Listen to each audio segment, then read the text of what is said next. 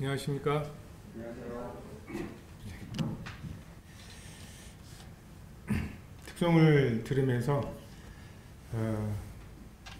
생명은 언제나 길을 찾아낼 것이다, 뭐 이런 말이 있습니다. 이게 진화론에서 뭐 이렇게 계속해서 생명은 새로운 생존의 어떤 능력들을 찾아낼 것이다, 뭐 이런 뜻으로 사용하고 있는 말이긴 하지만, 성도들도 모이지 못하게 되는 상황이 있고, 우리가 일상적으로 해왔던 당연해 보이던 많은 것들이 이제 사라져서, 이게 사라지고 나면 우리의 신앙이 어떻게 될까를 되게 고민을 하고, 이게 우리의 핵심인데 이 핵심이 빠지고 나면 우리가 우리의 신앙을 보존할 수도 또는 넘겨줄 수도 없을 거라고 그렇게 생각을 하지만, 여전히 저희는 길을 찾아서 어떻게 예배를 드릴 것인가, 어떻게 말씀을 나눌 것인가, 또 어떻게 하나님을 찬양할 것인가, 이 부분들에 대해서 길을 찾아내고 있습니다. 마치 바로가 그 아들들 태어나면 다 죽이고, 정말 아이를 숨길 수가 없잖아요. 그 우는 소리를 제어할 수가 없는데, 그렇게 해서 찾아낸 아이들을 다 죽여버리면 끝날 거라고, 한 세대가 지나고 나면 다음 세대는 없어질 거라고 생각을 했지만, 결코 그렇지 않았던, 여자의 후손을 주시겠다고 하신 정말 그 약속이 결코 그러한 사람들의 어떤 계획이나 이 위협에 굴하지 않는 이런 모습처럼, 우리도 힘들다고, 여전히 힘들죠. 만나지를 못하고 교제를 못하는 게 굉장히 저에게 많이 힘이 드는 것 같아요. 어쨌든 일주일 동안을 학교에서 이제 안 믿는 사람들하고 지내다가 하루는 와서 그렇지 않은 사람들로부터 뭔가 영향을 받고, 저의 어떤 원래 위치를 또 다시 좀 잡고, 그리고 이 사람들하고 이렇게 지내다 보니까 뭔가 이렇게 뭐 때가 끼잖아요. 그냥 하나님의 말씀은 이렇지만 이 사람들하고 어떻게 이렇게 할 수가 있어. 이게 성령님도 없는 사람들에게 성령님으로부터 오는 동기부여나 이런 것들이 없이 그 사람들을 끌고 가야 되고 뭔가 일을 시켜야 되고 하다 보니까, 이게 뭔가 이 세상의 방법들로 할 수밖에 없는, 이런 것들을 이렇게 일주일 정도 하고 나서는 원래 사람을 만드신 어떤 원본이 이거지 라고 이제 돌이키고, 다시 거기서 또 월요일부터 또 다시 시작하고 해야 되는데, 요게 이제 그냥 뭐 우리가 예배를 드리고 말씀을 나누고 듣고 하지만 이걸로는 충분하진 않은 것 같습니다. 이 교제와 저 사람은 저 말씀을 저렇게 분별하고 저렇게 적용하는구나, 저렇게 또 분투하고 있구나, 또 저렇게 실패했지만 또 다시 이렇게 일어서려고 하는구나, 이런 어떤 인격적인 사람 속에 뭔가 소화된 이 하나님의 말씀이 육신이 된 거죠. 말씀이 육신이 된 그 말씀들의, 이 성도들의 삶에서 나오는 그 조각들이 저에게 그 조각은 여기를 위한 조각이고, 또 나의 이 조각은 또 누군가의 무언가를 위한 조각이고, 요게 이제 맞아서 힘을 얻게 되고 원래 자리를 또 다시 찾게 되는데, 그 부분은 좀 아쉬운 것 같습니다. 하지만 우리가 이 언택트 찬양을 특송을 하는 것처럼 이 부분에 있어서도 우리가 길을 찾을 것이다 라는 생각이 좀 들고, 어제 모이는 사회적 거리두기 단계는 유지가 됐지만 교회에 대해서는 조금 완화된 부분들이 있다고 해서 그 부분도 기대가 되는 부분이 있습니다. 오늘 히브리서 말씀을 계속 나누겠습니다. 히브리서를 이렇게 이제 말씀을 준비하면서 여러 번 읽다 보면 이 대제사장이라는 단어가 굉장히 많이 나옵니다. 그 당시 성도들에게 있어서 예수님이 대제사장이냐, 아니면 지금 현재 성전에서 예배를 주관하고 있는 저 사람이 대제사장이냐, 뭐 이 당시 그 유대인들에게 있어서 대제사장은 지금 캐톨릭에 있어서 교황과 같은 그러한 그 권위가 있겠죠. 그 권위가 뭔가 그 교황이 무언가를 말하면 그것이 그냥 성경 위에 있는 그 권위가 되고, 교황이 성경의 어떤 부분을 어떻게 해석을 하느냐에 따라서 그냥 그 성경 말씀은 그렇게밖에는 해석이 안 되는 어떤 이런 권세, 그 사도권이라고 이야기를 하죠. 우리는 이제 성경에 쓰여진 말씀을 해석하는 정도의 권리가, 권한이 우리들에게 있는 거지만, 이제 새로운 말씀을 뭐 마리아 숭배라든지 뭐 이런 것들은 다 그 한 19세기 정도에 그 도입이 된 그 교황에 의해서 그냥 이게 교리다라고 말한 연옥의 교리도 마찬가지고요. 근데 이 당시에도 대제사장은 이제 그러한 권세가 있었을 것입니다. 우리가 레위기 말씀이나 이런 걸 보면 문둥병에 정하냐 부정하냐 뭐 이런 것들을 그 판가름하는 역할이 그 대제사장이나 제사장에게 있었습니다. 그리고 하나님 앞에서 그 제사를 드리는 것, 이것은 그 레위 사람 중에서 아론의 후손에게 하나님께서 특별하게 주신 역할이었죠. 우리가 12지파, 12 그 아들들 중에 왜 레위 지파가 한 지파가 되지 못했을까? 민수기에 인원을 계수하는 것을 보면 레위 지파가 굉장히 적은 것을 보게 됩니다. 그죠? 다들 20살 이상으로 그 군인이 될 만한 사람들을 계수하는데 몇만 명씩 나오는데, 그 이 레위 지파는 그 1개월 이상으로 계수를 해도 그만큼이 나오지 않는 모습을 보게 되죠. 그래서 하나님께서는 12지파 중에 특별히 레위는 따로 뽑아서 그 하나님을 섬기는 지파로 삼으시고, 그 요셉의 지파를 에브라임과 므낫세 지파로 따로 그 가르시는 모습을 보게 됩니다. 그리고 도피성의 그 부지 중에 살인한 사람들이 보호를 받는 원리, 이것도 그 기준이 대제사장이 죽는 때까지 보호를 받고 죽은 이후에는 면제가 되는, 그래서 다시 원래의 곳으로 돌아갈 수 있게 되는 것들이 있습니다. 재판장의 역할들을 많이 했던 것 같습니다. 그리고 가장 중요한 그 제사장이 아닌 대제사장의 역할은 1년에 한 차례 백성들의 모든 죄를 속하는 제사를 드리고, 그 지성소, 지극히 거룩한 처소에 들어가서 그 하나님을 섬기고 그 다시 나오는, 그래서 그 대제사장이 그 피를 가지고 하나님께 나아갔다가 다시 그 지성소의 휘장을 넘어서 다시 돌아올 때, 이것이 그 하나님께서 우리의 죄를 속하시고 다시 우리와 관계가 회복되는 것을 의미하는 이것이죠. 그래서 죄사함의 확신을 갖게 하는 역할, 이것이 대제사장의 굉장히 중요한 역할이었습니다. 한마디로 어떤 중보자의 역할이죠. 하나님과 사람 사이에, 특별히 죄를 지은 사람과 그 죄에 대해서 진노하고 계시는 하나님 사이에 그 중보하는 역할이 이 대제사장의 역할입니다.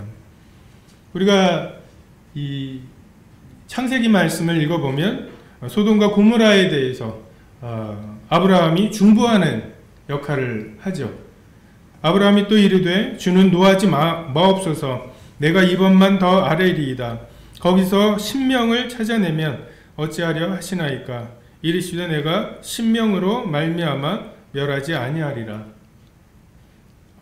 소돔과 고모라를 멸하러 가는 그 하나님의 사자들을 그 아브라함이 보내면서 하나님 앞에 10명을 찾으시면 어찌하시겠냐고, 하나님의 진노와 그 소돔과 고모라 사이에 서서 그 하나님의 진노를 누그러뜨리고 또는 하나님의 진노를 그 중보하려고 하는 이러한 모습을 보게 됩니다. 또 모세가 이스라엘과 하나님 사이에서 동일한 중보의 역할을 합니다.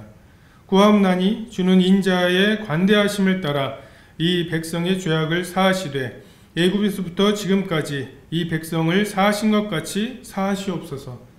내가 이 백성을 멸하고 너로 말미암아 새로운 민족을 만들겠다고 말씀하실 때 이 모세가 이 기도로 하나님과 이스라엘 백성 사이를 버팁니다. 이것이 대제사장에게 하나님께서 주신 역할입니다. 살인한 자는 대제사장이 죽기까지 그 도피성에 머물러야 할 것임이라. 대제사장이 죽은 후에는 그 살인자가 자기 소유의 땅으로 돌아갈 수 있느니라. 대제사장의 죽음을 기점으로 죽음까지 그가 도피성에서 보호를 받고 그 죽음 넘어 부활을 말씀하시는 거라고 분별이 됩니다.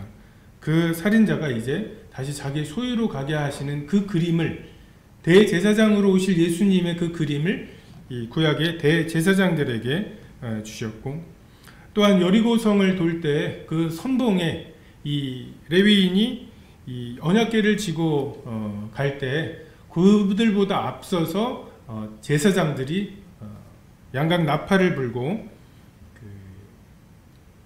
나팔을 불도록 하나님께서 외치라고 할 때, 나팔을 불라고 할 때 모두가 다 침묵 가운데 돌아야 하는 때 제사장들은 나팔을 불게 하셨고, 그 나팔 부는 것을 신호로 여리고성이 무너지게 하셨습니다.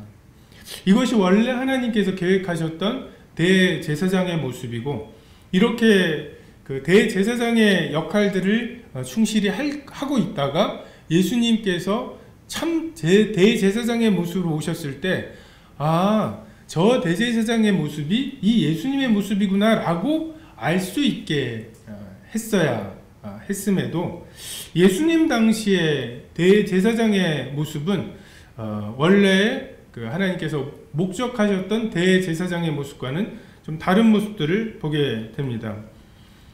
예수님께서 사람들은 나를 누구로 하느냐, 너는 나를 누구로 하느냐, 주는 그리스도시요 살아계신 하나님의 아들입니다.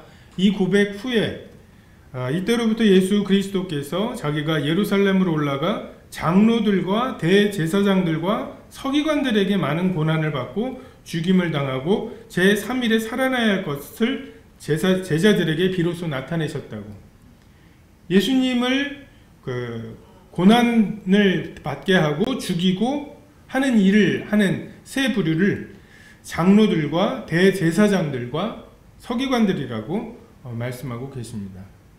그리고 예수님을 재판해가지고 예수님을 죽일 어떤 증거를 찾지 못했을 때 대제사장이 이르되 내가 너로 살아계신 하나님께 맹세하게 하노니 내가 하나님의 아들 그리스도인지 우리에게 말하라.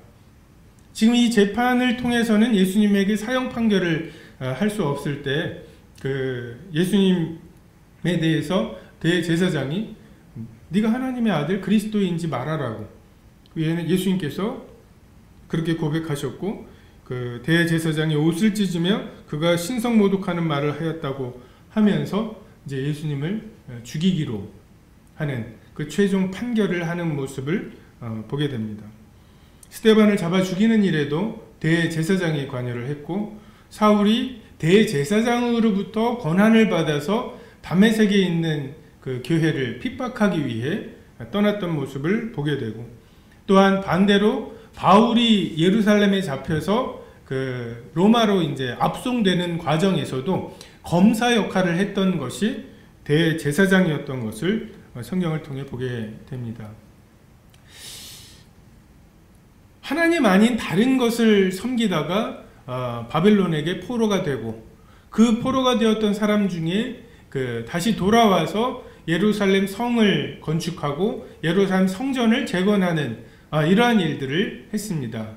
하나님께서 느헤미야와 에스라 그리고 스룹바벨 같은 사람들을 통해서 그 일들을 이루셨죠.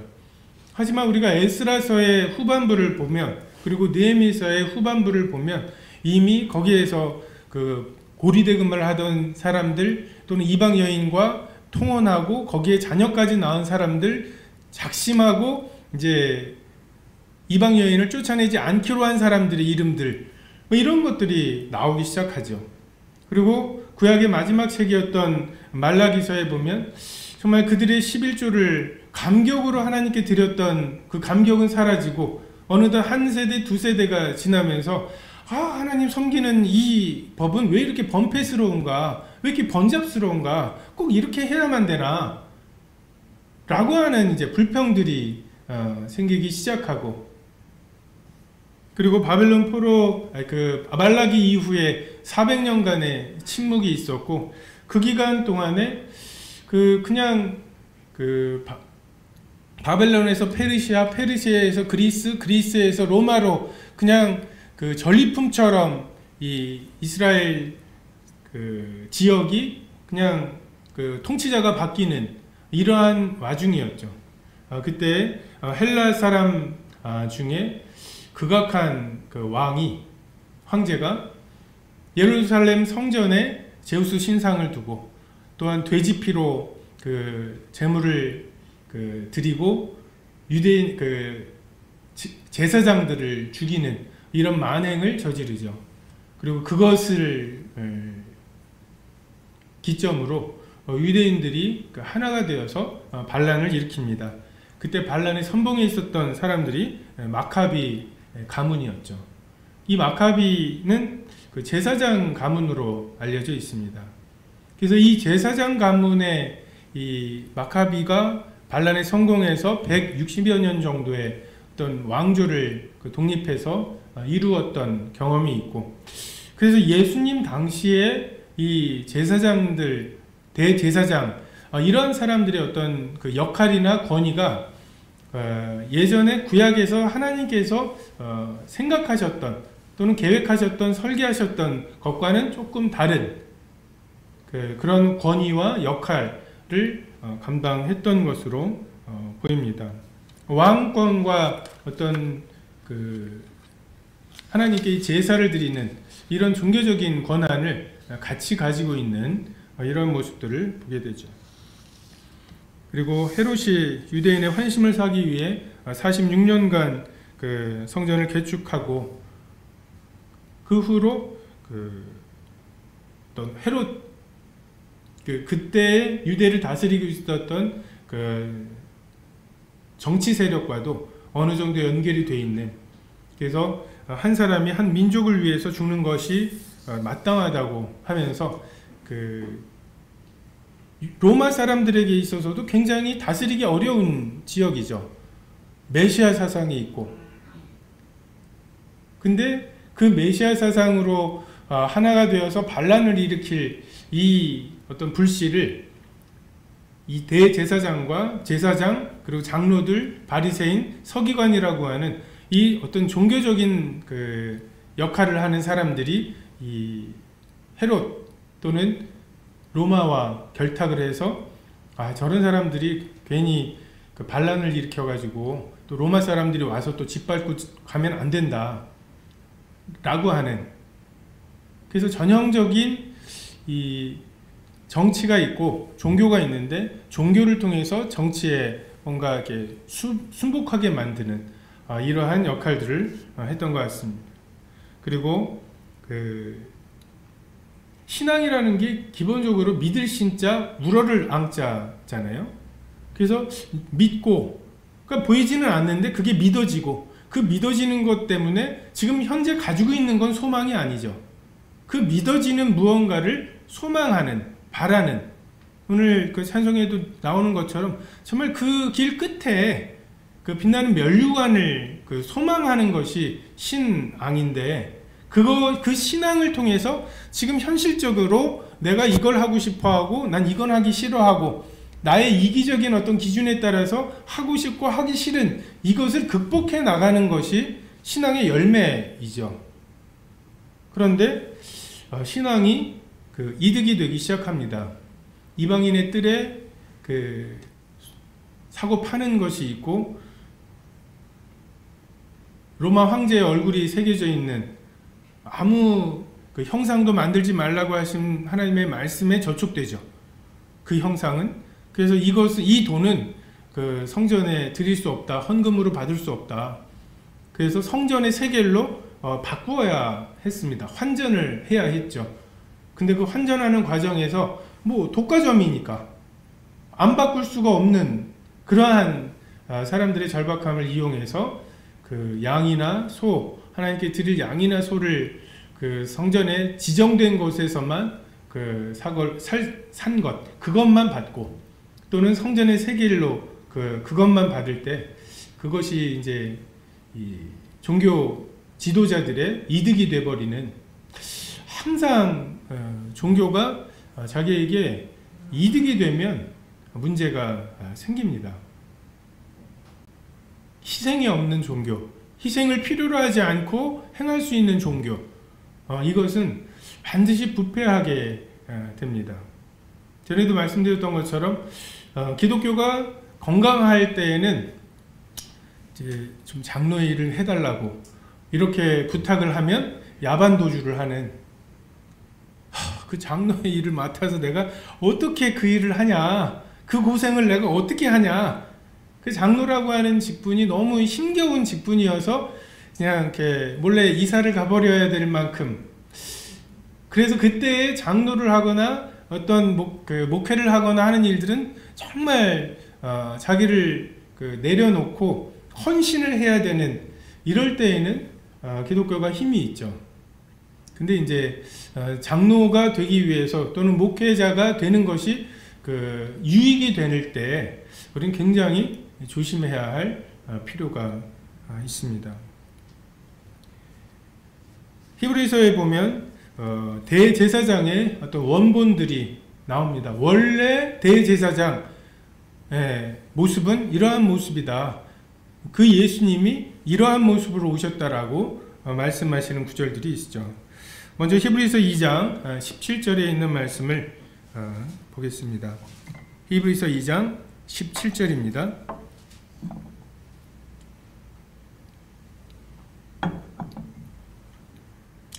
제가 읽겠습니다. 그러므로 그가 범사의 형제들과 같이 되심이 마땅하도다. 이는 하나님의 일에 자비하고 신실한 대제사장이 되어 백성의 죄를 속량하려 하심이라. 먼저 대제사장은 형제들과 같이 있는, 정말 어떤 권위를 가지고 형제들과 또는 유대인들 사이에서도 민중이 있고, 그 다음에 사두개인, 바리새인, 제사장, 그 위에 군림하고 있는 대제사장이 아니라 정말 함께하는 대제사장, 임마누엘의 하나님이 오신 것처럼 정말 형제들과 함께하는 그런 대제사장을 원하시죠. 높은 곳에서 권위와 권세만 가진 분이 아니라 우리의 어떠함을 친히 아시는, 다윗이 솔로몬이나 사울하고 다른 모습은, 다윗은 정말 어렸을 때 태어나기를 그러했고 사울에게 쫓겨다니면서 그 백성들이 경험하는 가장 밑바닥을 경험했죠.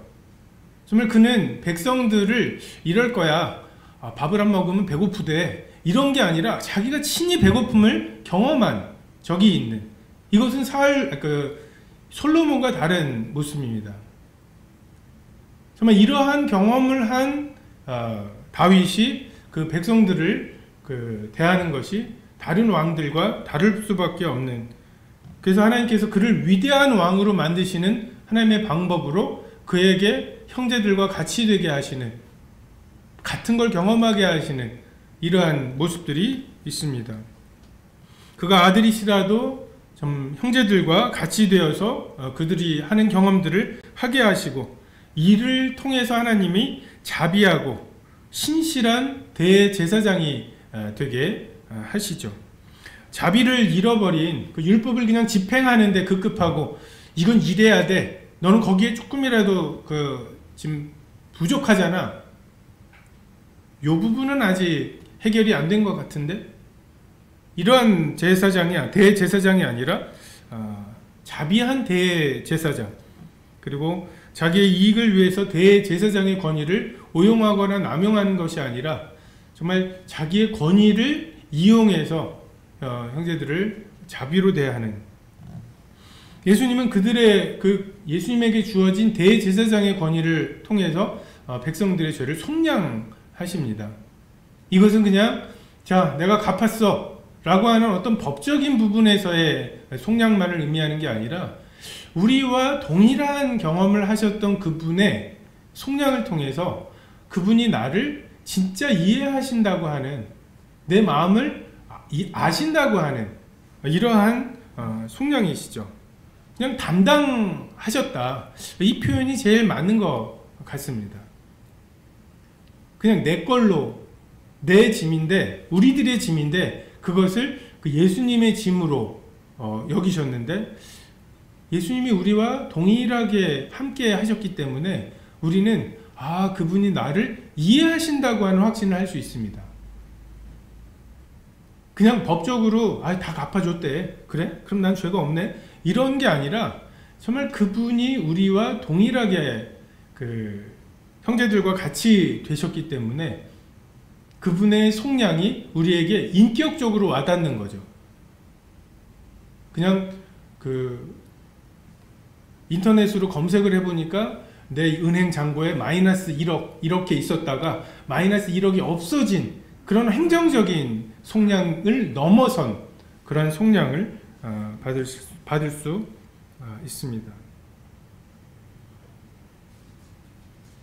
용서를 받는 우리도 하나님께서 우리의 어떠함을 아시고 우리를 이해하신다는 확신에서 나오는 인격적인 그 용서의 감격이 있습니다. 이것이 원래 대제사장이 했어야 하는 일이죠. 지난주에 나눈 히브리서 4장 15절에도 보면 우리에게 있는 대제사장은 우리의 연약함을 동정하지 못하실 이가 아니요 모든 일에 우리와 똑같이 시험을 받으신 이로되 죄는 없으신 분, 연약함을 동정하시는 자비하신 대제사장, 예수님, 스데반, 사울의 핍박에서 나타난 대제사장의 모습, 그런 가혹한 재판장의 모습과는 거리가 있죠. 유대인들은 이제 그러한 대제사장의 모습에 굉장히 익숙해 있을 것입니다.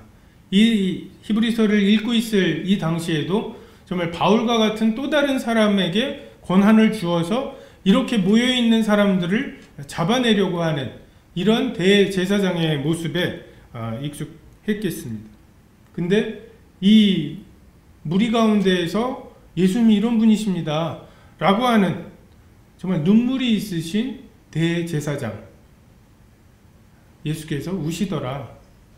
그리고 예수님께서 불쌍히 여기사 긍휼히 여기시고 죄 없는 자가 먼저 돌로 치라고, 그래서 사람들이 다 떠나갔을 때 너를 정죄하는 자가 없느냐고, 없습니다. 나도 너를 정죄하지 않는다. 정죄하는 게 대제사장의 일인 줄 알았는데 그렇게 해가지고 정말 율법을 바로 세우는 거, 정말 율법대로 이 유대 사회가 또는 이 우리 공동체가 율법에 조금도 어긋나지 못하게 하는 것, 겁이 나서라도 안식일을 범하지 못하게 하는 것, 이걸 철저히 하는 것, 이것이 대제사장의 일이라고 생각하고 그게 대제사장의 권위라고 생각하고 있었는데 예수님의 모습은 그게 아닌 거죠. 왜 이렇게 자꾸 틈을 주지? 안식일에 선을 행하는 게 옳다고 하시고, 아니 저 여자를 저렇게 내버려 두시면 이걸 통해서 사람들이 간음을 행해도 괜찮겠네? 이런 생각을 하게 되면 어떻게 하려고? 한마디로 자기가 긍휼과 자비와 동정이 필요하다고 생각했던 사람들에게는 예수님의 그 제사장, 대제사장 되심은 은혜가 되지만, 나는 꾹 참고 율법을 지키고 있는데 저런 사람들을 은혜로 동정하시고 그 긍휼을 베푸시는 거, 이러면 안 되지. 그러면 또다시 안식일 안 지킬 거고, 안식일 안 지키는 것으로 시작해가지고서 슬금슬금 하나씩 그 율법을 어기는 것들이 들어올 거고, 그러다 보면 또 우리는 그 바벨론의 포로가 됐던 것처럼 또 그렇게 될 거야. 자기의 결심과 자기의 의지로 율법을 지키는 것에 자신이 있었던 사람들에게는 이 유대교회 대제사장이 더 대제사장다웠겠죠. 우리를 동정하시는 분을 우리가 바라는가? 내게 필요한 대제사장이 정말 우리의 연약함을 동정하시는 분이신가? 아니면 내가 어렵게 쌓아놓은 율법의 의로움을 인정해줄 그런 대제사장인가에 따라 예수님을 대하는 모습들이 다를 것입니다. 얘 문둥병이야. 얘는 어디로 격리해서 사람들 사는 곳에 못 오게 해. 이것이 대제사장인가? 아니면 정말 그 문둥병자를 손을 대시고 어루만져 주시는 이 동정하시는 것이 대제사장인가? 히브리서 9장에 있는 말씀을 몇 구절 보겠습니다.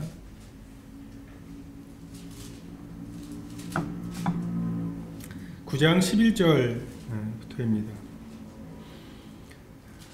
그리스도께서는 장래 좋은 일에 대제사장으로 오사 손으로 짓지 아니한 것 곧 이 창조에 속하지 아니한 더 크고 온전한 장막으로 말미암아 염소와 송아지의 피로 하지 아니하고 오직 자기의 피로 영원한 속죄를 이루사 단번에 성소에 들어가셨느니라.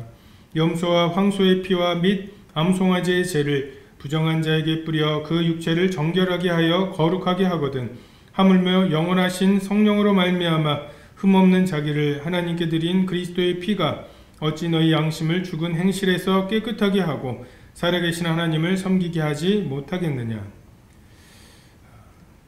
이 땅에서는 레위 지파 아론의 자손들이라고 하는 이 땅의 성소를 섬기는 사람들이 있습니다. 예수님께서는 장래에 더 좋은 일에 대제사장으로 오셨습니다. 더 크고 온전한 장막, 하나님께서 그 시내산에서 모세에게 보여주셨던 무언가가 있죠. 원본이 있습니다. 하나님께서는 그 원본의 성소에서 드릴 제사장, 그리고 그 성소에서 드려져야 할 제물이 필요하셨죠. 모세를 통해서 예수님 때까지 너희가 드리는 이 염소와 황소의 피, 그리고 암송아지의 제, 이것으로는 양심을 깨끗하게 할 수 없는 이 한계를 경험하도록 하셨습니다. 그리고 그들로 하여금 참 대제사장이 참된 제물을 가지고 우리의 양심을 깨끗하게 할 제사, 이것을 사모하게 하셨죠. 집에 돌아갈 때쯤 다시 떠오르는 그 죄책감, 여러 사람들과 함께 뭔가 하나님을 섬길 때에는 하나님이 내 예배를 받으시는 것 같지만 골방에서 혼자 하나님과 마주했을 때, 내가 하나님께 아버지라고 불렀을 때 정말 하나님도 나를 아들로 받아주실까? 하나님이 정말 내 기도를 받으실까? 이런 어떤 내 속에서 확신이 되지 않는, 그래서 하나님을 섬기는 동기가 정말 양심을 깨끗하게 하심으로 내 속에서 일어나는 어떤 새 생명으로 받은 은혜에 감격해서 드리는 예배가 아니라 좀 부족한 것 같아. 내가 하나님을 아버지라 부르지만 정말 하나님이 나를 아버지라고 아들로 받아주시지는 않을 것 같은, 이것을 어떻게 해결할까? 어떻게 채울까? 좀 더 많은 재물을 드려보고 좀 더 많은 헌신을 해보고 좀 더 철저히 하나님을 섬겨보려고 애를 쓰지만 율법은 죄를 깨닫게 하고 죄를 더하게 할 뿐 결코 하나님 앞에 양심을 깨끗하게 할 수는 없는, 근데 우리에게 있는 대제사장은 우리의 양심을 깨끗하게 하고 양심을 죽은 행실에서 깨끗하게 하고 살아계신 하나님을 섬기게 하시는 역사, 이것은 이렇게 해서 이렇게 섬기는 거야 라고 아무리 가르쳐도 그걸 경험해보지 않고는 우리가 이해할 수 없는 그러한 경험이죠. 이 예수님의 대제사장으로서의 완전한 속죄, 완전한 제물로 완전한 대제사장이 완전하게 드려진 예배, 그것에 근거해서 하나님께서 우리에게 율법으로는 흉내도 낼 수 없는 마음의 자유함과 하나님께 대한 어떤 사랑해야지라는 부담이 아니라 하나님을 사랑하게 만드시는 이 마음의 변화를 이미 주신 거죠. 그것이 예수님께서 대제사장이라고 하는 근거입니다. 하나님께서 우리에게 베푸시는 것은 이 세상에서의 어떠함이 아니라 장래의 좋은 일에 대한 우리에게 소망을 주시는, 그리고 그것이 믿어지게 하시는 이러한 역사입니다. 그저 일주일치의 죄책감을 해결하는 것으로 그냥 만족하는 이러한 사람들은 성전의 제사로 충분합니다. 하지만 하나님의 관계를 진지하게 생각하는 사람들에게 양심을 깨끗하게 하시는 이 역사, 그리고 그것을 경험한 사람들은 다시는 이 세상의 대제사장에게로 돌아갈 수 없게 만들죠. 히브리서 13장 11절에 보면, 이는 죄를 위한 짐승의 피는 대제사장이 가지고 성소에 들어가고 그 육체는 영문 밖에서 불사름이라. 그러므로 예수도 자기 피로써 백성을 거룩하게 하려고 성문 밖에서 고난을 받으셨느니라. 그런즉 우리도 그의 치욕을 짊어지고 영문 밖으로 그에게 나아가자. 대제사장이 지금 현재 가지고 있는 영광, 이것이 아니라 예수님께서는 초라함과 고난, 치욕이 예수님의 모습이었습니다. 이 땅에서의 영광이 아닌 장래의 즐거움, 정말 예수님께서 그런 장래의 즐거움을 위하여 고난을 참으셨다고, 부끄러움을 참으셨다고 말씀하시죠. 그리고 예수님께서는 우리가 가야 할 길, 지금 이 세상의 대제사장은 굉장한 권위와 어떤 영광 가운데 있는 사람이죠. 정말 그의 말 한마디가 굉장한 권위를 가지고 있고 그 사람을 살리고 죽이는 이러한 권세가 있는 두려움의 대상인, 그리고 그가 말을 하면 그거로 인해서 굉장히 많은 것들이 변화가 되게 만들 수 있는 그러한 사람입니다. 그에 비해서 참 대제사장이라고 소개를 하고 있는 이 예수님의 모습은 초라하기 이를 데 없는 모습이죠. 지금 당장 이 모임을 떠나서 집에 가서 겪게 될 많은 것들에 정말 해결책이 되실까 라고 할 만한, 근데 영문 밖으로 주님의 치욕을 지고 주님을 따라가게 하시는, 이번 주 어린이회랑 학생의 암송이 그거더라고요. 아무든지 나를 따라오려거든 자기를 부인하고 자기 십자가를 지고 나를 따를 것이니라. 정말 이 단순한 이 도가 있는데 우리가 이것에 대해서 장래에 더 좋은 일에 대제사장이신 예수님을 따른다고 하면서 현재의 좋은 일에 무언가를 추구할 때 뭔가가 안 맞아요. 하나님을 따르는 것과 지금 현재에 우리에게 주어지는 보상이. 근데 하나님께서는 영문 밖으로 그의 치욕을 지고 그에게 나아가자고 말씀하십니다. 그리스도로 인하여 참는 것, 수모를 받는 것, 또는 사람들이 나를 만만하게 생각하는 것, 무슨 약점 잡은 것처럼 대하는 경우들이 많죠. 교회 다닌다고 하면은 뭔가 이렇게 요선은 못 넘을 거로 알고서 이렇게 막대하는 경우들도, 또는 뭔가 한 사람이라도 하나님이 기준대로 살아가면 이게 굉장히 껄끄러운 것 같습니다. 방주가 산 위에 지어지고 있다고 하는 것이 그 세대 사람들을 정죄했다고 말씀하시거든요. 한 사람이라도 하나님의 말씀대로 되고 있으면 모두가 다 그 어려서부터의 마음의 생각이 완전히 죄악되면 기준이 없잖아요. 그럼 편합니다. 다 죄를 지으면.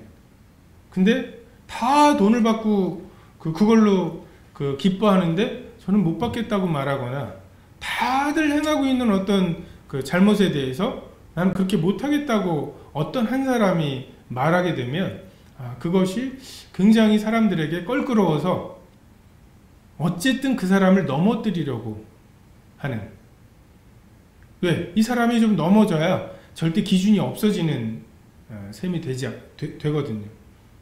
그래서 그러한 것들이 우리에게 있습니다. 술자리에 가서 민망하죠. 뭐 잘못한 것도 아니에요. 먹기 싫어서 안 먹겠다고 하는데 그걸 굉장히 이제 죄스럽게 생각하게 되는. 근데 그러한 것들을 하나님께서 보상하신다. 그리스도와 함께 고난받은 것에 대해서 그리스도가 받으신 영광으로 갚아주신다. 이것이 우리의 대제사장이신 예수님께서 우리에게 주시는 약속이고, 말로 약속하신 것이 아니라 그분이 직접 그 길을 가셨죠. 자기를 부인하고 자기 십자가를 지고 가셨고, 그것을 통해서 받으신 영광을 통해서 우리에게 그냥 소망을 주시되 산소망을 주시는 거죠. 이론적인 소망이 아니라 정말 살아서 그 영광을 받으신 그분으로 인한 산소망을 주십니다. 우리는 왕같은 제사장으로 한편 부르셨습니다. 예수님을 통해서 제사장의 모습이 어떠해야 하는지, 어떻게 중보해야 하는지, 세상 사람들 사이와 정말 소돔과 고모라와 하나님의 진노 사이에 서 있었던 이 아브라함처럼, 그리고 이스라엘 백성과 하나님 사이에 중보자로 서 있었던 이 모세처럼 우리도 이 세상, 우리가 속해 있는 여러 사람들, 그리고 하나님 사이에서 우리가 중보의 역할을 해야 합니다. 하나님께서 대제사장이라고 하는 직분을 통해서 이 예수 그리스도의 어떠하심을 그리려고 하셨죠. 근데 그들이 그것에 실패했습니다. 왜 실패했을까? 왜 예수님 당시의 대제사장은 예수님이 히브리서를 통해서 우리에게 보여주신 이 대제사장의 모습과 왜 그렇게 차이가 생겼을까? 이걸 생각해 보면 아까 역사적인 맥락도 있었지만 이 예수님, 하나님의 이 원본, 이 성경의 말씀이 있죠. 근데 이것을 실행하다 보면 사람들도 악하고 나도 악하고 해서 뭔가 현실적인 긍휼만 베풀다 보면은 망가져 버릴 뭐 이런 것들이 생겨요. 그래서 하나님의 말씀으로부터 실행을 하다 보니까 조금 이렇게 하는 것도 필요하다라고 하는 게 생깁니다. 근데 이게 매번 다시 하나님의 말씀이 무엇인지 돌아와서 원래 말씀은 이러한 모습이다. 모세는 이스라엘 백성들에 대해서 죽어 마땅한 멸망당에 마땅할 이스라엘에 대해서 그렇게 말하지 않았다. 아브라함은 멸망당에 마땅한 소돔과 고모라에 대해서 그냥 쓸어버리십시오 라고 말하지 않았다. 이 원본으로 다시 돌아와서 그 대제사장의 역할을 다시 새롭게 하고 다시 새롭게 했어야 하죠. 근데 그냥 말씀에 따라서 하다 보니까 좀 현실적으로 이래야 된다라고 하는 게 묻어버리고, 근데 여기에서 다시 말씀으로 돌이키기보다는 이게 말씀 우리가 이래 왔어. 전에 대제사장도 이랬고 계속 이래 왔어. 이게 이제 장로의 전통이고 장로의 유전이 되어버리고 이것이 하나님의 말씀보다 더 높은 위치를 점하게 돼버리고, 그렇게 해서 한 켜 조금씩이지만 이 현실적인 타협 때문에 이 무언가가 끼다 보면 하나님이 원래 말씀하셨던 것과는 좀 많이 달라지는 그런 모습들을 보게 됩니다. 그래서 우리가 매주일 하나님 앞에 예수를 깊이 생각하면서 일주일 동안 정말 내게 그 원본에서 떠나간 정말 하나님의 그 원래 명령으로부터 좀 떠나간 부분들을 계속해서 바로잡는 이러한 일들이 없다면 우리도 이스라엘 백성의 대제사장이 범했던 것과 같이 나름은 하나님이 주신 율법을 잘 지키려고 애를 썼을 거예요. 다시 그 유대 민족이 막 하나님을 배신하고 막 유상을 섬기는 것으로 가지 않게 하려고 애를 썼을 것입니다. 저는 유튜브에 이스라엘에 대한, 현대 이스라엘에 대한 이 영상을 보다 보니까 이스라엘 국민이 900만인데 그 중에 100만 정도의 이 원리주의자들이 있답니다. 그 사람들은 성경을 읽고 기도하고 이스라엘의 회복을 위해서 막 애통해하고 이러한 일 외에는 안 해요. 근데 뭐 아시다시피 이스라엘은 굉장히 적대국들로 둘러싸여 있는 그 징병을 해야 하는 사람들이잖아요. 그 나라잖아요. 근데 이 사람들이 그 징집을 거부하기 때문에 이게 굉장히 문제가 된다고 해요. 마치 여호수아가 싸움을 할 때 그 모세가 그들을 위해서 기도하고 아론과 훌이 이 기도하는 손이 내려가지 않도록 해서 그 전쟁에서 승리했다.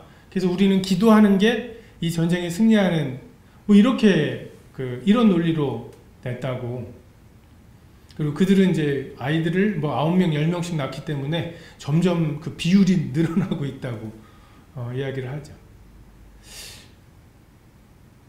하나님이 우리에게 주신 어떤 기준이 있고, 근데 그 기준에 대해서 우리가 정말 끊임없이 새롭게, 우리는 떠내려가기 쉬운 사람들이기 때문에 끊임없이 원래 제사장에게 하나님이 원하셨던 게 뭔가, 우리를 하나님이 왕같은 제사장으로 각처에 두셔서 우리에게 주시는 역할이 뭔가, 하나님께서 예수님을 통해서 보여주신 예대로 동정하는 역할이고 자비하고 신실한 대제사장으로, 그리고 장래에 더 좋은 일에 대한 소망을 가진 그러한 본으로, 너 왜 그렇게 살아?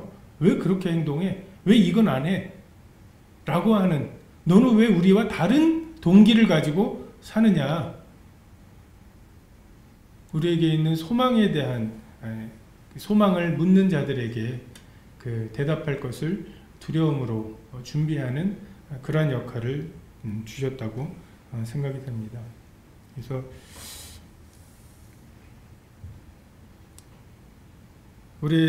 우리가 처한 곳에서 연약함을 동정하고 그들의 연약함을 담당하고, 그리고 영원한 속죄에 충성된 전령으로, 영원한 속죄를 전파하는 충성된 전령으로, 그리고 사탄의 견고한 성을 부수는, 여리고 성을 부술 때 맨 앞에서 나팔을 들고 나아갔던 것처럼 좀 나팔수로서의 역할을, 경고의 역할을 잘 감당할 수 있으면 좋겠다는 생각을 하게 됩니다. 기도하시겠습니다.